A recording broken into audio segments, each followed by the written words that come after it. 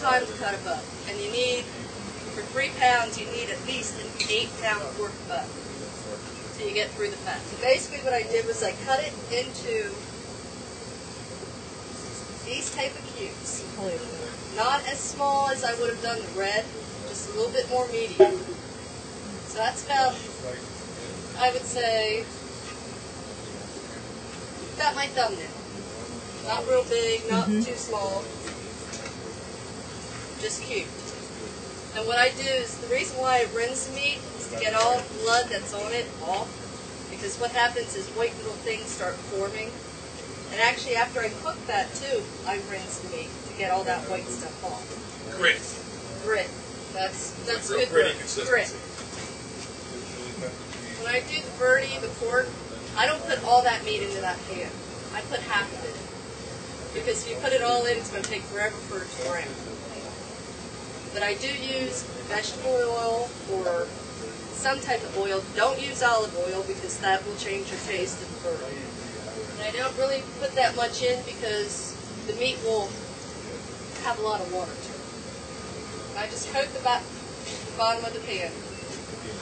And I'm just about at, not a medium right now.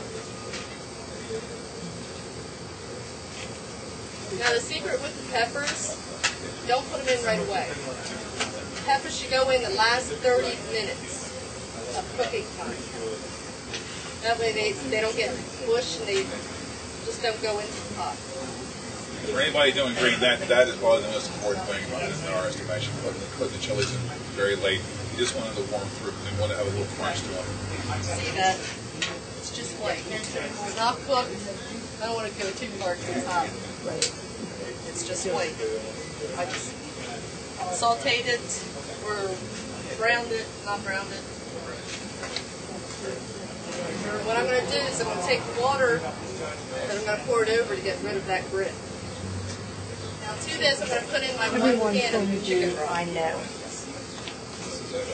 1 cup of onion, garlic,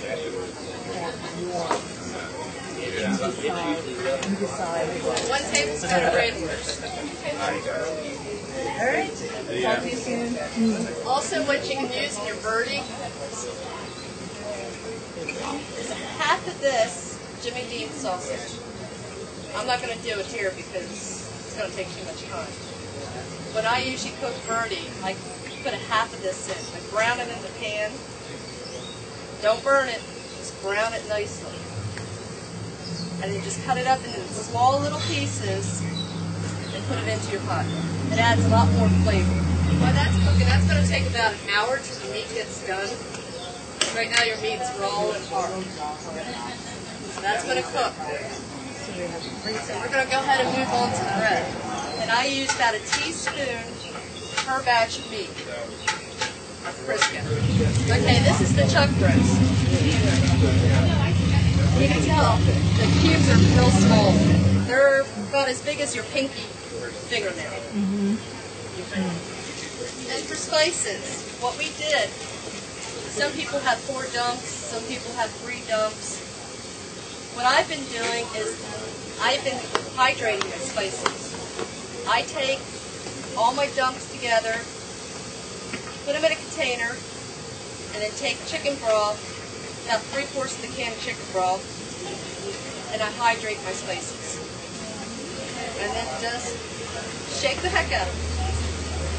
And what I do is I pour them in as I go. I don't pour all this in one time. I might pour about that much in to get it started. Okay. But this prevents the grittiness. Your substitute here. The spices I mixed the day before, this you don't want done to the day of. Right.